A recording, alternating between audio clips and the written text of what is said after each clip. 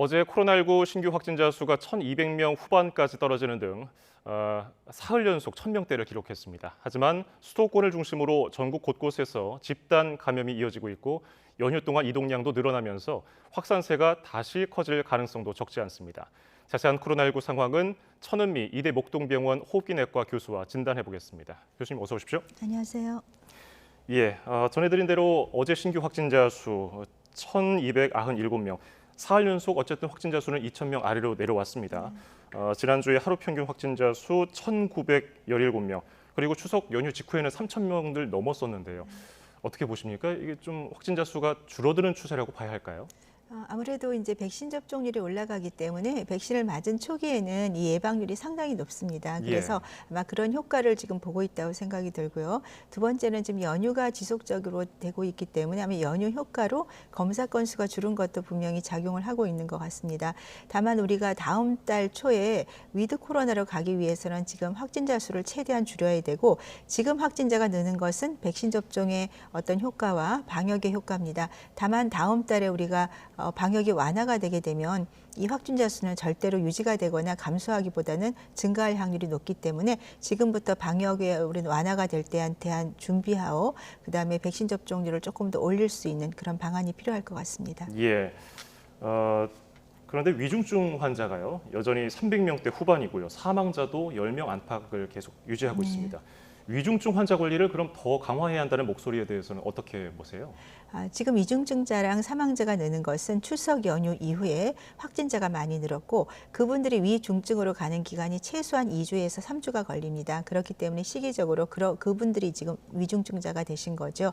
특히나 이제 최근에는 고령자도 일부 있지만 백신 접종을 하지 않은 50대 미만의 좀 젊은 분들이 많이 감염이 되고, 그분들이 중증으로 가서 에크모라든지 이런 기계를 달면서 장기간 투병 생활을 하시는 겁니다. 그렇기 때문에 앞으로 우리가 위드 코로나로 갈 때는 백신 접종률을 통해서 중증 환자가 많이 감소하기 때문에 중환자 위주로 아마 의료 체계가 편성이 돼야 되고, 그렇기 때문에 중환자 병상은 지금 있는 병상을 효과적으로 잘 정비를 해야 될 것 같습니다. 예, 단계적 일상 회복으로 가기 위해서는 위중증 환자 관리를 좀 더 잘해야 된다 말씀해 주셨고요. 교회라든지 학교, 병원, 우리가 일상생활에서 자주 가는 이런 곳에서 산발적인 집단 감염도 이어지고 있고요. 특히 송파 가락시장에서 40일 넘게 집단 감염이 확진자가 이어지고 있습니다. 이런 지역은 왜 이렇게 감염의 고리를 끊기가 어려울까요? 7월 이후에 지금 시장에서 4군데에서 확진자들이 많이 나왔는데요. 많게는 지금 840명 그리고 300명대 거의 두 자리 숫자, 세 자리 숫자를 기록하고 있습니다. 예. 그 이유로 가장 큰 것은 이제 시장이라는 곳이 여러 사람들이 출입이 자유롭게 되죠. 그 중에는 처음 하루에 이렇게 오는 일반 구매자도 있지만 도매상도 있고 또 일하는 일용직 근로자들도 있습니다. 이분들 자체가 QR이나 명부 관리가 되지 않기 때문에 거기에서 확진자가 나왔을 때 연락이 바로 안 되면서 본인도 모르게 N차 감염이 유발되기 때문에 훨씬 많은 확진자가 나오게 되고, 또한 이분들이 이제 특히 종사자들이 훨씬 많이 나오는 이유는 밀폐된 공간에서 같은 공간에서 화장실이나 식사 공간, 휴게실 공간을 같이 쓰면서 같은 시간 동안 감염이 되는 거죠. 그래서 이런 곳에서는 사실은 우리가 환기라든지 같은 곳에서 식사나 이런 걸 좀 안 해야 되는데 흡연도 같이 하는 경우가 많고, 여러 가지가 공동생활, 가족과 같은 생활을 하기 때문에 감염자가 많이 나옵니다. 예, 흡연실이라든지 화장실, 사실 머무는 시간이 짧다고 생각해서 오히려 좀 간과할 수도 있잖아요. 그렇습니다. 그런 부분을 좀 더 신경을 써야 된다는 네, 말씀이시고요. 군부대도 걱정입니다. 지난 6일에 첫 확진자가 나왔던 연천 신병교육대에서 모두 39명이 양성 판정을 받았고요. 부산 양양에서도 백신 접종을 완료한 육군병사 5명이 양성 판정을 받았습니다. 이처럼 돌봄시설과 대형 시장에서도 군부대 못지않게 또 돌파 감염이 이어지고 있는데 어떤 점을 좀 조심해야 될까요? 이 군대 같은 경우는 지금 시장과 굉장히 유사한 곳입니다. 왜냐하면 새로운 분들이 계속 들어오시잖아요. 그러니까 그분들 자체가 본인이 감염된 줄 모르고 들어와서 거기서 감염을 시키고, 또 젊은 분이다 보니까 아주 가볍게 경증으로 지나가는 경우가 많으니까 증상을 무시를 할 수가 있습니다. 많은 분들이 지금 예방접종을 하셨지만 20대들은 예방접종률이 아직 많이 낮죠. 예. 그런 분들이 오셔서 잠복기에 감염이 되는 거고 이런 신입들이 들어올 때는 뭐 반드시 검사를 통해서 조기에 확진하는 것이 가장 필요하고요.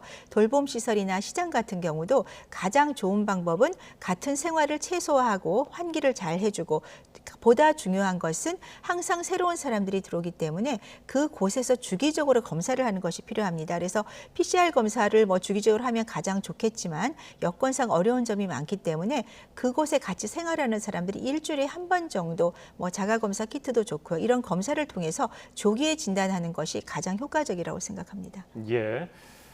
자, 오늘이 한글날 연휴 마지막 날이고요. 일부 관광명소 진입로에는 교통체증이 굉장히 심했다는 교통정보도 계속해서 전해드리고 있는데 앞으로 단풍철이기 때문에 나들이 많이 가실 것 같아요. 이런 분들을 위해서 조언, 당부 말씀하신다면요. 이제 단풍철에는 밖에 야외로 가시니까 안전하다고 생각하실 수가 있는데요. 예. 우리가 이제 차량을 같이 공유할 때 사실은 가족이 아닌 일반 친구들과 같이 탈 때는 거의 3배 정도 감염률이 높게 나옵니다.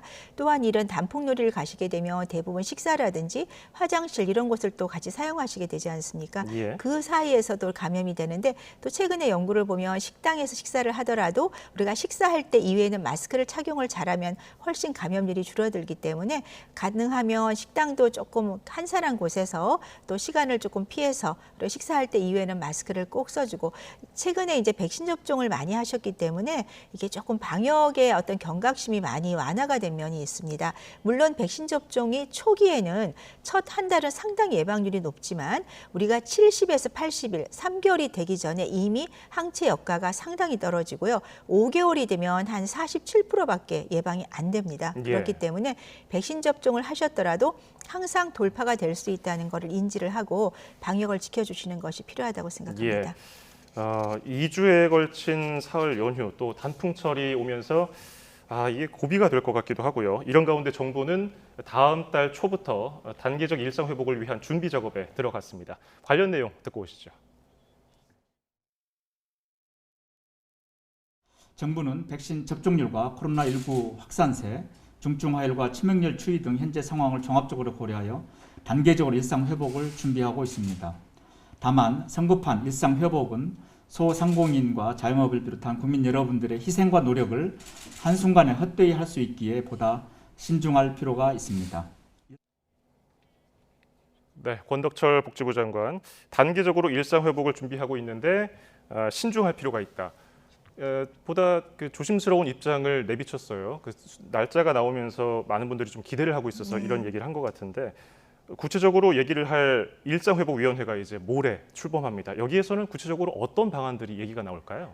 이제 일상 회복으로 돌아가기 위한 가장 중요한 조건은 백신 접종률이 올라갔기 때문에 우리가 이제 재택 치료를 한다는 거죠. 그러니까 즉 중환자 위주로 치료를 전환을 하고 대부분의 환자는 집에서 치료를 할 수 있게 바꾸겠다는 겁니다. 예. 또한 그 이외에는 우리가 일상생활의 경제라든지 뭐 교육, 문화, 안전, 방역 네 군데로 이제 아마 정부가 자문을 통하고 최근에 해외에서 위드 코로나를 시행한 나라들을 보면 갑자기 방역 완화로 인해서 많은 혼선이 있었습니다. 그러한 혼선을 교훈 삼아서 서서히 체계적으로 이제 방역 완화를 하겠다고 생각을 하시는 것 같고요. 뭐 백신 패스라든지 그다음에 사적 인원 모임 제한을 좀 완화한다든지 영업 시간 완화, 그다음에 재택 치료 확대 이런 식의 의료와 생활 전반에 대해서 정부가 아마 이번 달 말 정도에 확정을 하고 발표를 하고 다음 달 초에 아마 직접적으로 우리가 위드 코로나로 가는 그런 길목에서 시작을 할 것 같습니다. 예. 그런데 단계적 일상 회복으로 가게 되면은 어쩔 수 없이 확진자 수가 늘어날 것이라는 예측이 있거든요. 하루 신규 확진자가 5천 명까지도 늘 수 있다는 얘기가 있는데 우리 의료 체계가 감당할 수 있을까요? 지금 한 절반 정도 중환자 병상이나 생활치료시설을 쓰고 있습니다. 예. 그러니까 이게 2천, 3천 명대였던 거죠. 그래서 정부가 5천 명까지는 우리가 병상이 유지가 될 거라는 생각입니다. 다만 이게 위드 코로나를 가는 나라를 보면 2천, 3천에서 5천에서 멈추지를 않아요. 이게 방역이 한 번에 완화가 되면 그 델타가 이 감염력이 뭐 5명에서 7명을 감염시키기 때문에 확진자가 1,000명 단위로 안 늘고 5천, 8천, 10,000, 20,000 이런 식으로 늘기 때문에 예. 싱가포르 같은 경우도 지금 인구 대비로 하면 확진자가 2만 명이 넘는 숫자거든요. 굉장히 많은 확진자가 한 번에 나올 수 있고 정부가 5천 명을 상한으로 둔 것은 아마도 좀 보수적으로 생각을 한 것 같습니다. 그렇기 때문에 다음 달 방역을 완화할 때 정말 보수적으로 체계적으로 서서히 완화를 해야 되는 것이 가장 중요한 점이라고 생각합니다. 예. 단계적 일상 회복의 전제 조건은 역시 접종률이 얼마나 빨리 높아지느냐 이런 분석이 많은데요. 교수님도 그렇게 말씀해 주셨고요. 백신 접종은 순조로워 보입니다. 현재까지 전체 접종 완료율은 60%에 육박하고요. 이달 말에는 70%를 넘을 것으로 전망이 되는데 그래도 감염이 크게 확산할 가능성은 있을까요? 어떨까요? 지금 위드 코로나 하는 나라들이 대부분 2차 접종률 60% 이상, 싱가포르 같은 경우는 80% 가까이 됩니다. 예. 그렇다면 왜 확진자가 느냐면 그 미접종자 20%와 그다음 돌파 감염이 전체 한 10%에서 20% 이상 됩니다. 그분들을 통해서 감염이 되고 그러다 보니까 주로 미접종자가 젊은 층이죠. 젊은 층들은 활동력이 높기 때문에 훨씬 많이 감염이 되기 때문에 분명히 지금 80% 가까이 되더라도 확진자는 늘 수가 있고 그렇기 때문에 우리가 방역을 촘촘히 해야 되는 거라고 생각합니다. 예. 자, 이제 오늘부터입니다. 아직 접종을 받지 않은 18세 이상 성인들은 기존에 예약했던 것과는 달리 바로 전화를 해서 백신이 있는지 확인한 뒤에 동네에 있는 병의원에서 당일 접종을 받을 수 있는데 의료 현장에서 혼란은 없겠습니까? 원래 18일 이후로 하게 된 것을 좀 더 이제 60세 이상의 고위험군들에게 빨리 접종을 원해서 일주일 땡긴 것 같습니다. 예.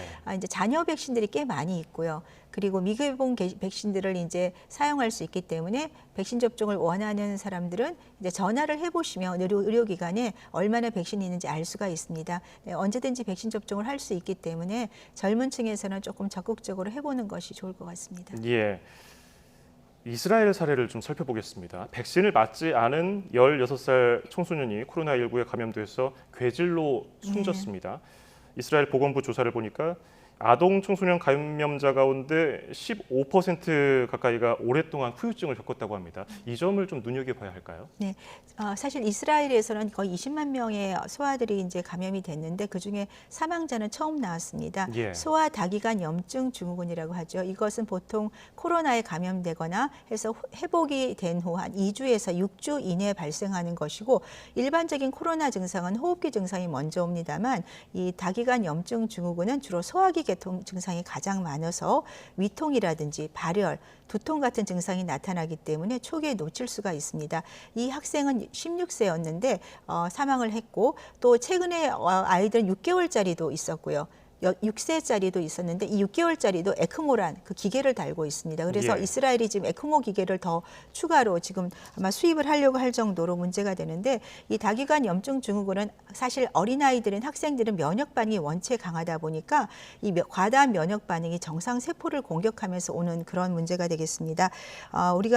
우리나라 같은 경우도 지금 아직은 백신 접종률이 아이들에게는 접종이 완전히 되진 않았지만 이런 아주 드물지만 이런 소아 다기관 염증 증후군 사례에도 사망할 수 있다는 그런 위험 신호가 되겠고 말씀하신 대로 지금 롱 코비드라고 그래가지고요 장기 후유증입니다. 6개월 이상 지속되는 증상이 아이들에서 11.2% 정도가 지금 후유증을 갖고 있고요. 70세 이상은 보통 20% 가까이가 그 후유증이 있습니다. 그래서 이런 후유증 자체는 제일 많은 게 피곤하거나 뭐 호흡곤란 이런 여러 가지 일상생활에 장애를 줄 수 있기 때문에 단순히 코로나에 감염돼서 회복하더라도 이런 장기 후유증에 문제가 있을 수 있습니다. 예, 이런 외국 청소년 사례를 들으시면은 아마 우리 시청하고 계시는 학부모님들 자녀에게 그 백신을 맞춰야 되는가 고민 많으실 것 같아요. 지금 16살, 17살 청소년에 대해서 백신 접종 예약을 받고 있는데 예약률이 50%에 네. 육박합니다. 그래도 여전히 좀 불안해하시는 분들이 있는데 그래도 맞는 게 좀 이롭다고 봐야 할까요? 지금 사실 미국 같은 경우는 590만 명이 학생들이 감염이 됐어요. 그러다 보니까 적극적으로 백신 접종을 권하고 있고요. 예. 그러니까 우리나라도 지금 사실은 고3 학생들은 수험 때문에 다 접종을 대부분 했죠. 그러니까 16, 17세도 이제 고2, 고3이 되기 때문에 아무래도 학교뿐 아니라 학원들을 많이 가니까 부모님들이나 학생들 입장에서는 감염이 되면 여러 가지 건강상과 수업에 지장이 있어서 접종을 권하고 있는 것 같습니다. 한 70% 정도의 학생과 학부모님들이 접종 의향이 있다고 지금 얘기를 하시기 때문에 접종을 하는 것은 분명히 어떤 지역사회나 학교에 도움이 될 수가 있습니다. 다만 남학생들 중에서 어떤 본인들이 이제 기저질환이나 이런 어떤 천식이나 이런 질환이 면역 질환이 있는 경우는 전 접종을 권고드리고 싶고요. 하지만 과거에 알러지 반응이라든지 그런 좀 심각한 백신 부작용이 있는 경우는 뭐 조금 개인적으로 선택을 피하는 것이 좋을 것 같습니다. 예. 자, 이제 독감 접종 시기가 와서 이 얘기도 굉장히 좀 눈에 띄더라고요. 모더나와 화이자 등 4개 회사가 mRNA 백신에 기반한 독감 백신 임상에 착수했습니다.